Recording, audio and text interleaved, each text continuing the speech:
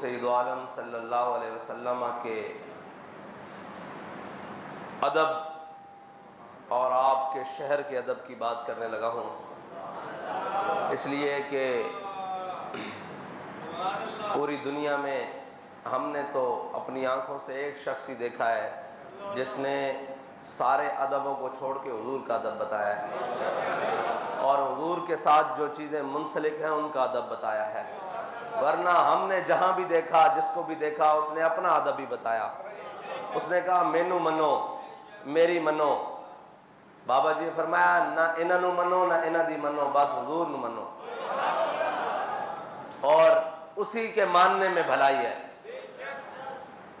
اور گزشتہ رات حضور سید عالم صلی اللہ علیہ وسلم کے شہر پاک میں، وہ شہر کہ جس کے بارے میں خواجہ فخر الدین سیالوی فرماتے ہیں کہ باب جبریل کے پہلو میں ذرا دھیرے سے فخر کہتے ہوئے جبریل کو یوں پایا گیا کہ اپنی پلکوں سے در یار پہ دستک دینا اونچی آواز ہوئی عمر بھر کا سرمایا گیا، وہ شہر، اور جس کے بارے میں میرے آقا و مولا صلی اللہ علیہ وسلم نے فرمایا، حضرت جابر بن عبداللہ سے روایت ہے، میرے آقا نے فرمایا مدینہ، شہر مدینہ جو ہے یہ لوہار کی بھٹی کی طرح ہے، یہ میل کچیل کو دور کر دیتی ہے اور جو پاک آئے اس کو مزید ستھرا اور نکھار دیتی ہے، لیکن جن کے دلوں پر مہریں لگی چکی ہو نا، وہ کہتے ہیں بامے جڑے کوڑے تمبے مول مٹھے نہ ہوندے بامے توڑ مکے لے جائیے، ہاں جی، کوڑے کھو کدی مٹھے نہ ہوندے بامے سہمنا گڑ پائیے۔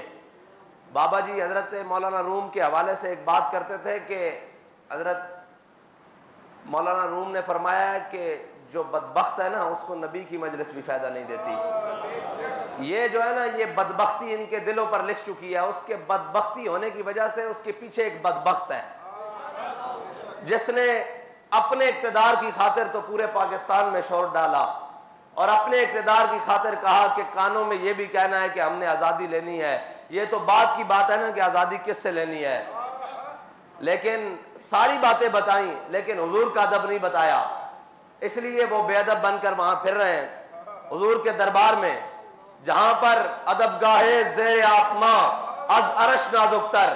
اور حضرت اسید بن عزیر جب حضور سید عالم صلی اللہ علیہ وسلم کی بارگاہ میں آئے نا تو آگے عیینہ بن حسن بیٹھا ہوا تھا، جب عیینہ بن حسن کو دیکھا تو وہ حضور کی طرف ایسے ٹانگیں پھیلا کے بیٹھا ہوا تھا بڑی بے باکی کے ساتھ، تو آپ نے فرمایا مجھے اگر حضور کی مجلس کا حیا نہ ہوتا نا تو میں تیرا پیٹ پھاڑ دیتا، اور یقین مانے اگر حضور کے شہر کا حیا نہ ہونا تو ان کو 100 جوتے لگائے جائے وہاں پر کہ تم حضور کی بارگاہ میں یہ باتیں کرتے ہو۔ لیکن ایک بات ہے کہ جنہوں نے باتیں کی وہ بھی بدبخت، پتہ ہے نا امام حسین کا بدلہ لینے والا مختار سقفی تھا، جب بدلہ مکمل ہو گیا نا تو اس نے بھی لعنت اپنے گلے لے لی۔ یہ کام بدبختی کرنے والے کون منسلک ہوئے؟ وہ بھی ایک بدبخت کے پیروکار منسلک ہوئے جن سے یہ کام لیا گیا۔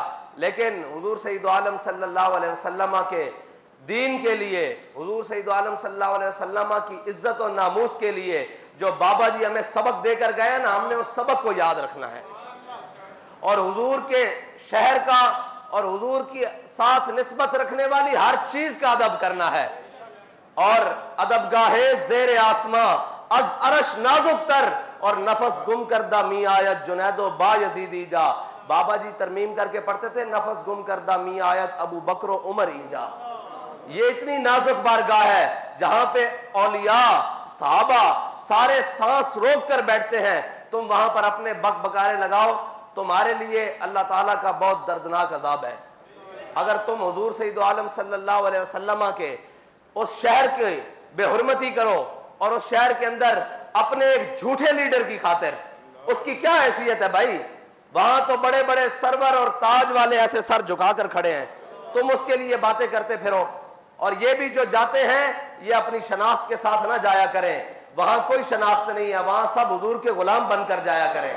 جہاں جب یہ وہاں پروٹوکول لیں گے اور یہ ہوں گے تو پھر اللہ تو بڑا غیرت والا ہے نا، وہ سارے پروٹوکول والوں کو بے عزت کر دے گا وہاں پر ہے ہی نہیں، وہاں پر تو بالکل ایسے سانس روک کر اور وہ دور جہاں جگہ ملے وہاں خاموشی سے کھڑے ہونا ہے، کیونکہ یہ بڑی نازک بارگاہ ہے۔ لا ترفعوا اصواتکم فوق صوت النبی، یہی بات تو حضرت صدیق اکبر نے کہا جیسے حضور کی ظاہری حیات میں ہے اسی طرح حضور کے جانے کے بعد بھی ہے کہ حضور کے سامنے آواز بلند نہیں کرنی. ہمارے علماء نے تو بڑی احتیاط کی ہے. یہ ساری باتیں اس لیے ہیں کہ ہم بتانا چاہتے ہیں کہ حضور سید عالم صلی اللہ علیہ وسلم کے شہر کو آپ عام معاملہ نہ سمجھیں اور اس بات کو کوئی چھوٹی بات نہ سمجھیں. وہ حضور کا دربار ہے. وہاں پہ تو انبیاء و اولیاء سانس روک کر ہمتن خاموش بیٹھے ہیں. 70,000 قدسی صبح و شام آ رہے ہیں جن کی خبر کسی کو نہیں ہے. وہ اسی لیے آ رہے ہیں کہ یہ حضور کا دربار ہے. اور یہاں تو سانس اونچی ہونے سے اعمال اکارت ہو جاتے ہیں. یہ وہ جگہ نہیں ہے جہاں پر آپ ایسے بے باکیاں کرتے جاؤ. بہتر ہے کہ تم وہاں جاؤ ہی نہ. بہتر ہے کہ تم وہاں جاؤ ہی نہیں. اگر تمہیں احساس پیدا ہو جائے تو تم تو کبھی تصور ہی نہ کرو کہ ہم اس بارگاہ میں کھڑے کیسے ہوں گے. رکتے ہیں یہیں قدم آ کے اہل نظر کے, اس کوچے سے آگے نہ زماں ہے نہ زمیں ہے. اور ہر ایک کو میسر کہاں تیرے در کی غلامی, اس در کا تو درباں بھی جبریل امی ہے. یہ کوئی عام بات نہیں ہے اور بڑی خطرناک بات ہے. اتنی بے باکیاں اچھی نہیں ہیں. اتنی بے باکیاں اچھی نہیں ہیں. یہ نہ ہو کہ اللہ کا قہر اور اللہ کا جناب جلال وہ جوش میں آ جائے اور تم سب کو بھسم کر کے رکھ دے. تم وہاں جا کر کسی لیڈر کی بات نہ کیا کرو. ہمارے بابا جی نے تو ہمیں نام بھی دو دیا ہے. حضور کا ذکر ہو تو ہم نعرہ ہی وہ بلند کرتے ہیں کہ لبیک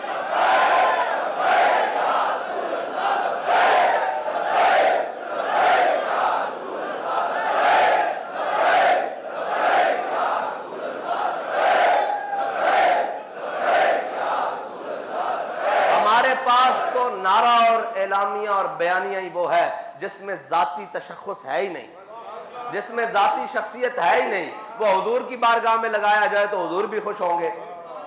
اور اگر تم وہاں کھڑے ہو کر کہے گو کہ اب آئے گا عمران تو پھر تو یہ بری بات ہے نا. یہ تو قبول ہی نہیں ہے. ادھر وہ کوئی آ کے کہے کہ اب شیر آیا, ہم تو کہتے ہیں نہیں حضور کا دین آیا. ہم تو یہ کہتے ہیں کہ تاجدار ختم نبوت. اور دوسری بات, وہ جو وزیر اعظم بن گیا ہے اس کو پھر ایک دفعہ کہتا ہوں کہ یہ ذلت ایسے نہیں ہو رہی. یہ ذلت اس وجہ سے ہو رہی ہے کہ تم کہہ کے گئے ہو کہ میں اس ملعون کے ساتھ مل کر کام کروں گا. تو دیکھ لو سین نبوی میں تمہاری ذلت ہو رہی ہے. وہاں پہ تو چور کو بھی چور نہیں کہا جاتا. وہ تو اعلیٰ حضرت نے فرمایا چور حاکم سے چھپا کرتے ہیں یا اس کے خلاف, تیرے دامن میں چھپے چور انوکھا تیرا. وہاں تو چوروں کو پناہ ملتی ہے, گناہگاروں کو, کیونکہ میرے آقا نے فرمایا شفاعتی لأہل الکبائر, میری شفاعت تو ہے ہی بڑے گناہ والوں کے لیے ہے, بڑے گناہگاروں کے لیے ہے, بڑے غداروں کے لیے نہیں ہے. تو گناہگار بن کر جاؤ نا, غداری تو نہ کرو حضور کے ساتھ. اگر غداری کرو گے تو پھر تم کیا, تمہاری حیثیت کیا. یہاں ابو جہل کو اللہ نے بچوں سے مروا دیا تھا. یہاں تو جناب وہ اگر حضور کے دامن سے وابستہ ہو جاؤ گے تو حبشی غلام ہو, کالا ہو, ناک بھی چپٹی ہو, بلال حبشی ہو, وہ کعبے کی چھت پر جاتا ہے. اور اگر سکا چاچا بھی ہو تو قرآن کہہ دیتا ہے تبت یدا ابی لہب وتب. یہ وہ بڑی نازک بارگاہ ہے, بہت نازک بارگاہ ہے.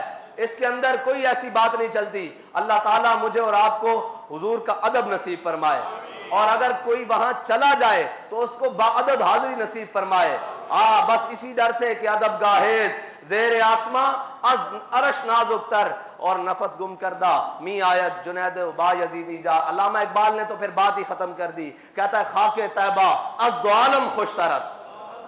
کہتے تم حضور کے دربار کی بات کر رہے ہو, ہمیں تو جو طیبہ کی خاک ہے وہ پورے دو عالم سے بہتر ہے, ہر چیز سے بہتر ہے. خاک طیبہ از دو عالم خوش ترست, اے خون کے شہرے کے آجا دل برست.